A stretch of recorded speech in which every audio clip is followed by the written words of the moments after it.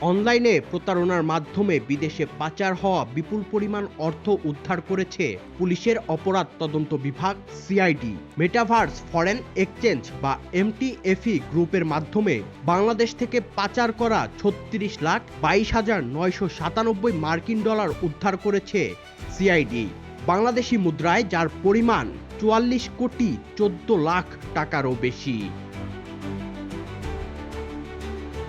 ৩০ March রাজধানীর মালিবাগে সিআইডির প্রধান কার্যালয়ে আয়োজিত এক সংবাদ সম্মেলনে এসব তথ্য জানান সিআইডির cyber police centre CPC DIG Mohammad Abul Bashar Talukdar. বিজ্ঞ আদালত ও স্বরাষ্ট্র মন্ত্রণালয়ের নির্দেশনা মোতাবেক এই পাচারকৃত ক্রিপ্টোকারেন্সি বৈধ মুদ্রায় রূপান্তর ও হস্তান্তরের লক্ষ্যে অ্যাসেট রিয়েলিটি লিমিটেডের সাথে সিআইডি বাংলাদেশ পুলিশের একটা লিখিত চুক্তি সম্পাদিত হয়। চুক্তি মোতাবেক অ্যাসেট রিয়েলিটি লিমিটেড পাচারকৃত ক্রিপ্টোকারেন্সি ডলারের রূপান্তর পূর্বক ৩৬,২২,৯৯৭ ইউএস ডলার, যা চলতি রেট অনুযায়ী ৪৪,১৪,৬২,৩০৩ টাকা সোনালী ব্যাংক পিএলসি মালিবাগ শাখায় সিআইডি বাংলাদেশ পুলিশের এই অ্যাকাউন্টে গত ২৫/৩/২০২৬ তারিখে তারা প্রেরণ করে। তিনি জানান, মামলা দায়েরের পর ৩ বছরেরও কম সময়ে বিদেশে পাচার হওয়া এই অর্থ উদ্ধার করা সম্ভব হয়েছে।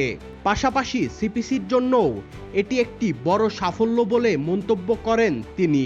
আমাদের সিপিসির এই প্রথম সিআইডির একটা বড় অঙ্কের টাকা আনার এটা উদাহরণ। আমরা আশা করি এখন থেকে পরবর্তী সময়ে এরকম অভিযোগ আমাদের কাছে আসলে লিগ্যাল মাধ্যমে কনসার্ন থানায়, যেটা আমাদের প্রেডিকেট অফেন্স, যেটা আমাদের শিডিউলভুক্ত, আমরা এই পদ্ধতিতে আগাবো। যেহেতু আমরা একবার চর্চা করেছি, পদ্ধতিটা আমাদের নলেজে চলে আসছে।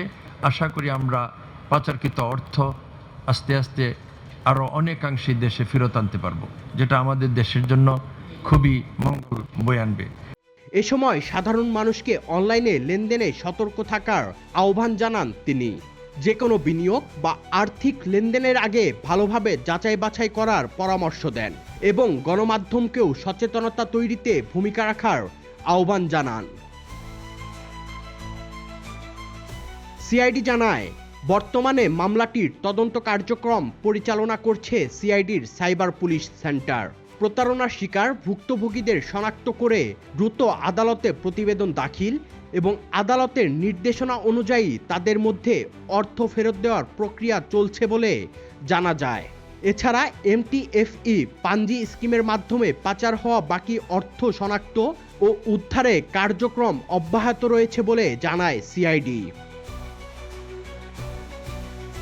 Sadman Shaon, the financial express.